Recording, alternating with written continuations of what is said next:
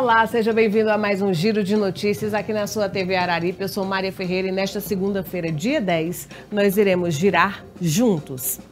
Após 30 anos de discussão, a reforma tributária foi aprovada por 375 votos a 113 na Câmara dos Deputados no segundo turno. Por 375 votos a 113, a reforma tributária foi aprovada em segundo turno na Câmara dos Deputados. Depois de 30 anos de discussão, a Câmara dos Deputados deu um passo histórico e aprovou na tarde da sexta-feira, dia 7, a primeira fase da reforma tributária, que reformula a tributação sobre o consumo. O texto segue para o Senado, onde precisa ser aprovado em 2 turnos por pelo menos 3/5 dos parlamentares, 49 senadores, para ser promulgado. A primeira fase da reforma tributária simplificará a tributação sobre o consumo e provocará mudança na vida dos brasileiros, na hora de comprar produtos e serviços. Cesta básica, remédio, combustíveis, serviços de internet, em streamer, transmissão de conteúdos em tempo real. Com uma longa lista de exceções e de alíquotas especiais, o novo sistema tributário terá impactos variados conforme o setor da economia.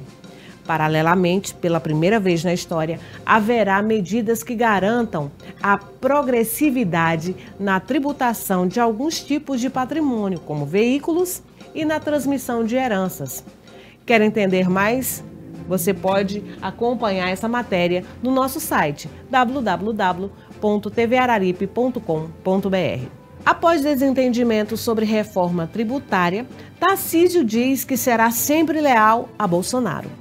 O governador de São Paulo, Tarcísio de Freitas, afirmou neste sábado, dia 8, que será sempre leal ao ex-presidente Jair Bolsonaro, do PL. A declaração foi dada após o desentendimento dos dois na semana passada sobre o ponto da reforma tributária, que foi aprovada nesta semana pela Câmara dos Deputados e mudará a cobrança de impostos no país. O presidente é um grande amigo. A gente pode divergir em algum ponto sobre a reforma. É normal. Não é possível que a gente vá sempre concordar em tudo. Está tudo bem. Sempre serei leal ao presidente e sempre serei grato ao presidente. Se eu estou aqui, eu devo a ele. Foi o que disse Tarcísio em um evento em comemoração à Revolução de 1932 em São Paulo. O Bolsonaro interrompeu Tarcísio durante uma reunião com a bancada do PL no Congresso sobre a reforma tributária na quinta-feira, dia 6, em Brasília.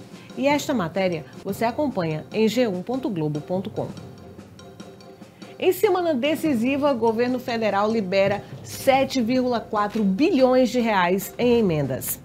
Em uma semana decisiva, o governo federal liberou um montante de 7,4 bilhões em emendas parlamentares. O valor empenhado apenas na primeira semana de julho foi o maior liberado pela gestão petista em um mês desde o início do terceiro mandato de Luiz Inácio Lula da Silva.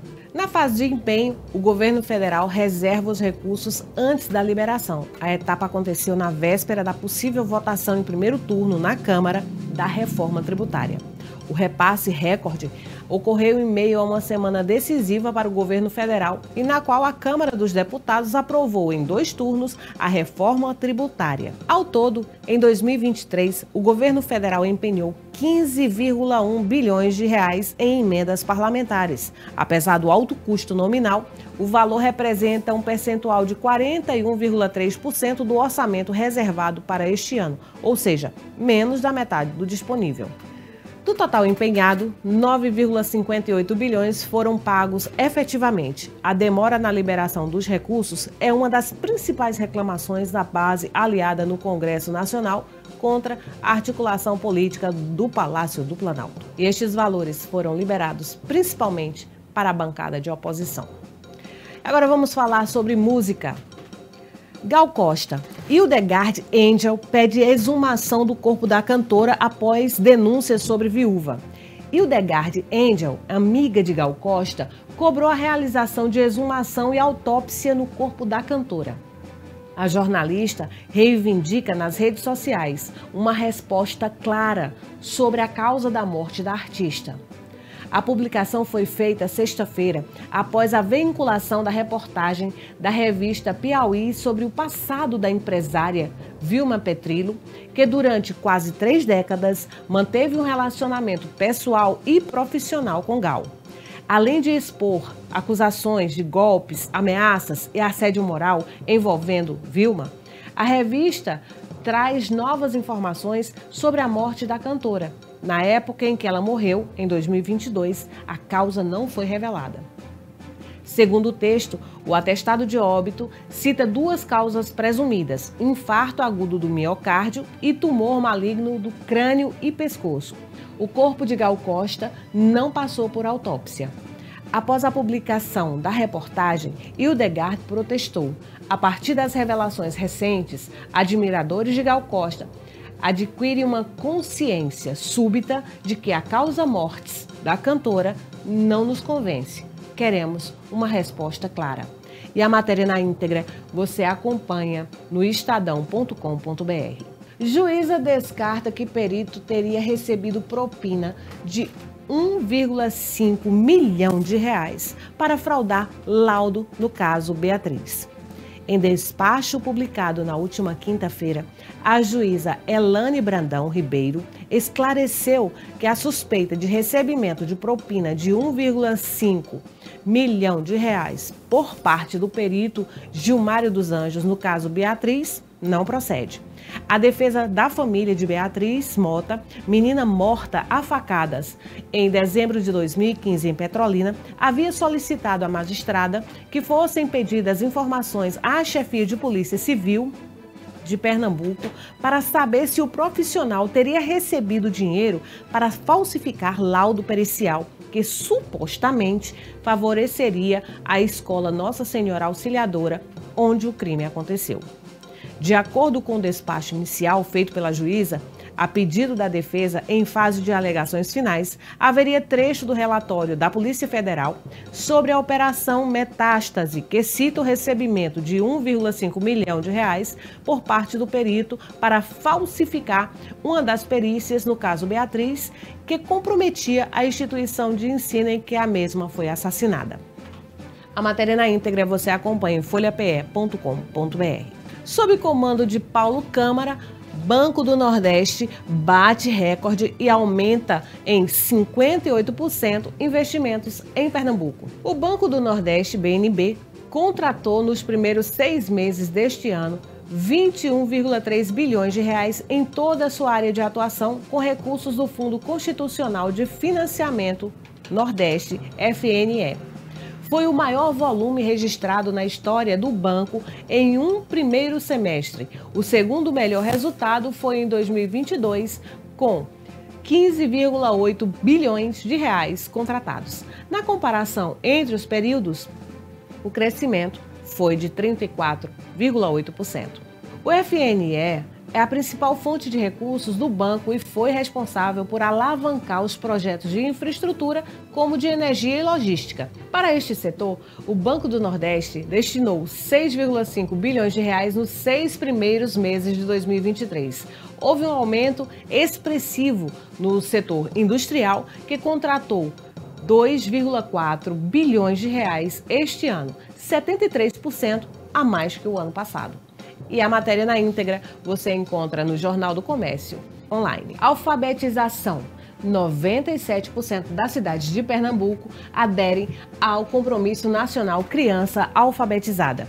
O Compromisso Nacional Criança Alfabetizada já conta com a adesão de 26 unidades da federação e de 78% dos municípios brasileiros. Pernambuco é um dos estados com a maior percentual de cidades aderentes ao programa. Uma demonstração clara das dificuldades em torno dos recursos e atenção necessárias aos primeiros anos da educação. Em todo o país, apenas o estado de Roraima ainda não aderiu ao Compromisso Nacional Criança Alfabetizada, embora 87% dos municípios do estado já estejam participando. Os estados do Amapá, Paraíba, Maranhão, Distrito Federal já têm 100% de adesão, seguidos do Piauí com 99%, Ceará 98%, Pernambuco, 97%. Dentre as capitais, 93 já estão participando, a exemplo do Recife. A adesão ocorre por meio do Sistema Integrado de Monitoramento, Execução e Controle, em que os municípios e estados realizam a adesão voluntária à política desenvolvida pelo Ministério de Educação para garantir a alfabetização de 100% das crianças brasileiras ao final do segundo ano do ensino fundamental. O compromisso foi lançado em 12 de junho pelo governo federal e pelo MEC. O objetivo é subsidiar ações concretas dos entes federativos para a promoção da alfabetização de todas as crianças do país. Matéria na íntegra você encontra também em Jornal do Comércio. Araripina. Aos 94 anos, morre Dr. Pedro Batista, ex-prefeito da cidade de Araripina. No último sábado, dia 8, o ex-prefeito da cidade de Araripina, Dr. Pedro Batista, faleceu aos 94 anos. Ele foi prefeito da cidade durante 6 anos, de 1976 a 1982.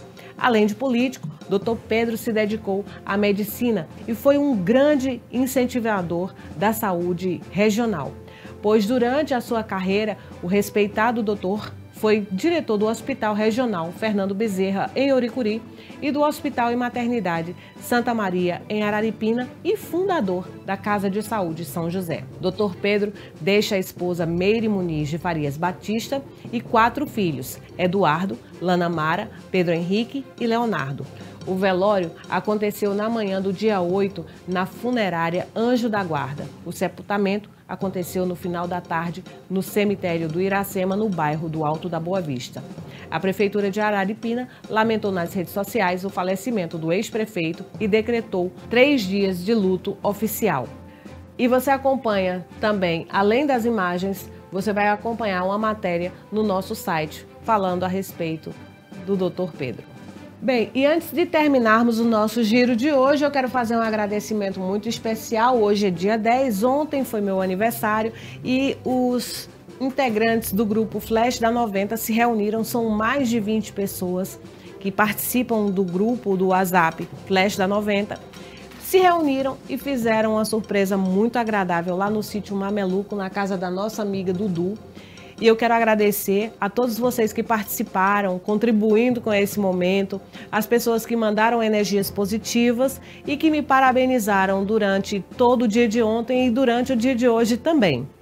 A todos vocês, minha eterna gratidão, muitas bênçãos para a família de cada um e muito obrigada pelo carinho. E hoje a gente retorna ao Flash da 90 também na Arari FM. Eu conto com você na audiência. Um beijo e amanhã voltamos no Giro de Notícias aqui na sua TV Araripe. Até lá!